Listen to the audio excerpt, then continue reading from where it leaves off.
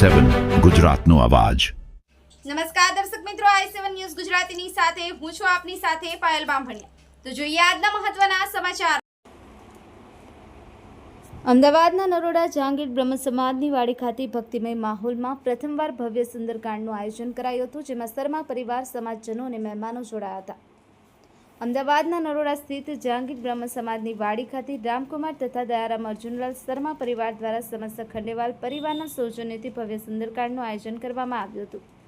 આચાર્ય નિમેશ મહારાજના સાનિધ્યમાં સુંદરકાંડનું ભાવપૂર્ણ પઠન કરવામાં આવ્યું હતું। આ કાર્યક્રમ દરમિયાન ભગવાન શ્રી હનુમાનની હનુમાન ચાલીસા તથા વિવિધ ભજનનું પણ આયોજન કરવામાં આવ્યું હતું।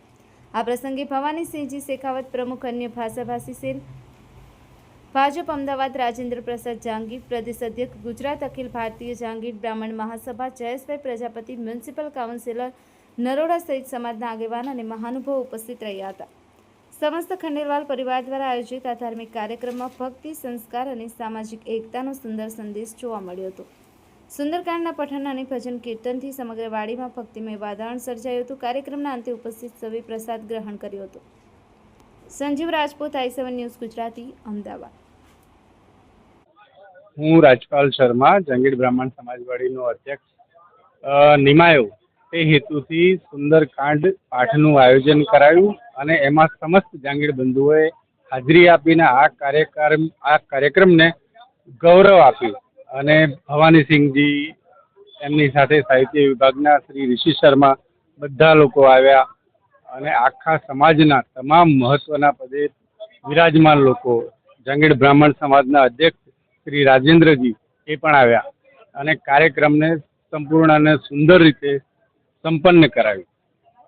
આ એક તો અમારી સમાજવાડીમાં બહુ ટાઈમથી કોઈ સુંદરકાંડનું પાઠ કરાયું નહોતું અને એક પોઝિટિવ વાઇબ્સ આ આખા સમાજવાડીની અંદર આવે તે હેતુથી અને અમારું જે ખંડેલવાલ પરિવાર જે છે આખા અમદાવાદમાં એ એક જગ્યાએ એકત્ર થાય એના માટે આ આયોજન કરાયું હતું અને બધાને ભોજન, મારા તરફથી બધાને એવી ઈચ્છા હતી કે ભાઈ તમારા તરફથી અમારે ભોજન કરવું છે, એટલે એ રીતનું એક મનમાં આવ્યું ને હનુમાનજીનું સુંદરકાંડ બોલેલું હતું એટલે આ આયોજન કરાયું।